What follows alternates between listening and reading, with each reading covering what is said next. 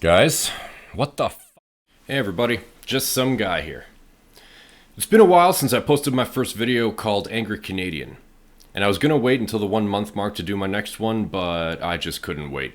Last time I went on a rant about America, I touched on the issues that they are facing as well as causing. So why don't we take a look at what's changed since then? First, more and more Canadians are getting fed up with the nonsense down south. We are now living in an existence where our once friendly, now turned meth head neighbor just wants to steal all our stuff. It's bad enough that you recklessly burn through your own resources as well as all the garbage you import, but now it's looking more and more like you just want to take everything because you can. Was that always the plan? Let's look at Project 2025. If you don't know what that is, it's basically a leaked document written by the Heritage Foundation outlining plans and courses of action for the Republican government over the next term. This came out well before the election, and as usual, the Americans ignored it. So here's a breakdown of what that document is.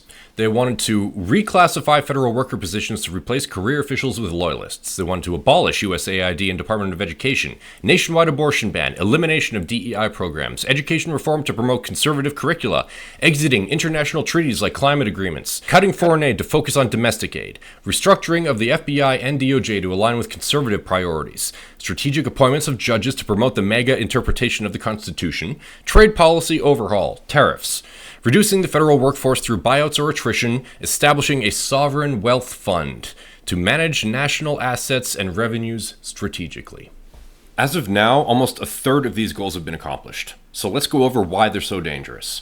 Several of those points regarded replacing career officials with loyalists, so no room for dissension. And abolishing foreign aid to focus on domestic? Yeah, they abolished foreign aid, but did they focus on domestic? No. There hasn't been any. Instead, they cut more programs. And exiting international agreements, we all saw this one coming. Because like when he was a real estate developer, his word means jack shit.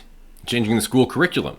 To be honest, the education system there already blows. So yeah, an overhaul is needed. But eliminating the Department of Education so you can shove propaganda into kids' heads? Well, again, I can't say I'm surprised. Dictators don't like it when there aren't yes men surrounding them. Now, what the hell is the Sovereign Wealth Fund? My guess? All the money Trump's been squeezing from the American citizens, all the multi-billion dollars with Saudi Arabia, and all the dark money being moved behind the scenes is really just to open up a big presidentially controlled slush fund.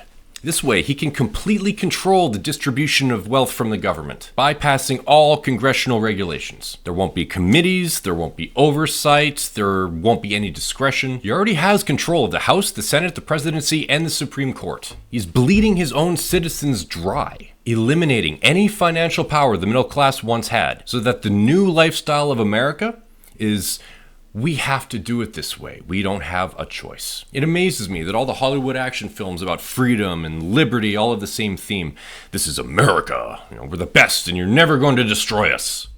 All the while, all the warning signs from all those films were being consistently ignored. Now there is no more United States. There aren't any safeguards left. The idea of democracy is being steamrolled. Authoritarianism is what's next. Look at what's been happening in just this past week. A mayor wrongfully arrested at an ICE facility. Congresspeople being assaulted and threatened with arrest. $140 billion worth of weapons contracts to Saudi Arabia. A $400 million flying golden palace that Trump is apparently going to use as Air Force One until he just takes it afterwards. As usual, there's just too much to get through. The bottom line is that things are bad and they're getting worse. And this isn't even close to over. So, here's my new message to Americans. Your country has changed. Your true colors have shown and there is no going back. You no longer have a real democracy. You're burning bridges everywhere. You've been lied to and completely scammed by a classic con man. All these tariffs to equalize the economy, that's just a tool to make you poorer and more dependent on a system that does not care about you. If you're waiting for some heroic Democrat to come and save you, don't hold your breath. The most I've seen out of those elected officials is, teacher, he's not allowed to do that. Well, guess what? Trump either bought off or fired the teacher. Then it's off to have a rally. And what do those do? Raise awareness? Do they actually do anything constructive? You don't have any time left. You gotta do something while you can. Here's a quote from a German pastor during the Holocaust. It seems more apt than ever since all of your protections are being torn down one by one. including shipping people off to foreign gulags. I'm going to read it here so I don't misquote. First, they came for the communists, and I did not speak out because I was not a communist. Then they came for the socialists, and I did not speak out because I was not a socialist. Then they came for the trade unionists, and I did not speak out because I was not a trade unionist. Then they came for the Jews, and I did not speak out because I was not a Jew. Then they came for me, and there was no one left to speak for me. Now, get off your collective asses and do something about it. By the way, I'm taking these colors back. Elbows up in unity, Canada.